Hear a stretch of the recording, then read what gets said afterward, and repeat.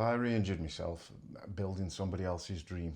If you've been watching, following the last few videos, you'll have heard me talking about a mad shift, a really long shift that involved long hours of heavy labour, which ended up giving me a re-injury, overuse injury, sorry. I didn't really have a choice about going up and doing the work, as you know, there was an apprentice on the team. The timeline was pretty unreasonable as well, so I sort of had to be the one who'd go up and do it, and there was sort of no way out of it. I was under a lot of pressure at the time as well to get this job done on that day. So as I was saying, the last few weeks, it's gone in cycles of sore then stiff, sore then stiff.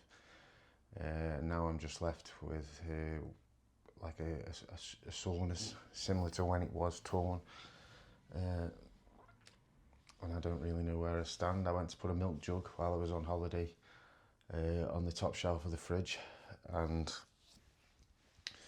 you know, I sort of struggled. I had to put my shoulder up to get it up there, and that sort of told me that I may have a bit more of a problem on my hands than I anticipated. You know, and it sort of had me thinking, what did I do it for?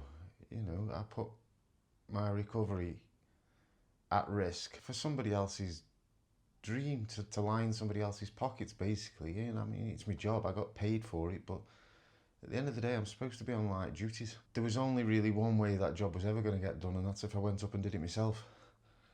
And the big winners of it, you know, the ones, you know, the people who built the company, the ones who've sort of sent me there to do the work. It's, you know, not even them, the ones above them, the actual owners of the company, really. I mean, don't get me wrong, they're not a bad company to work for, and I did get paid well for it, with it being a Saturday, but is it really enough?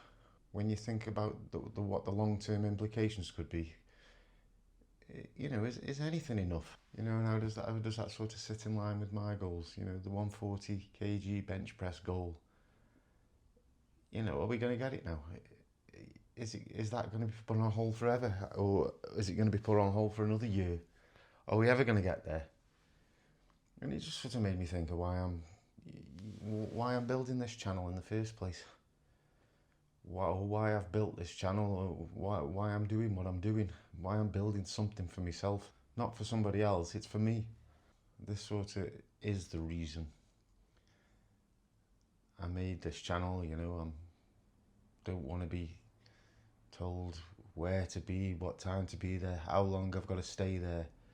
Oh, you left too early, you know, you left site early, or so I'm docking. I don't want any of that anymore.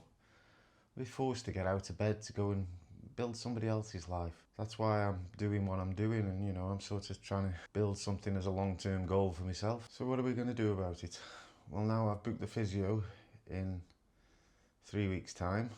I think this is going to be the last update on the current situation until, you know, we've got the actual facts. We know what's going on from a medical professional. I'm not just speculating. So yeah, less of the doom and gloom from now on, and then see what else we can come up with until that time. So, have you ever pushed past, you know, your physical limits for somebody else?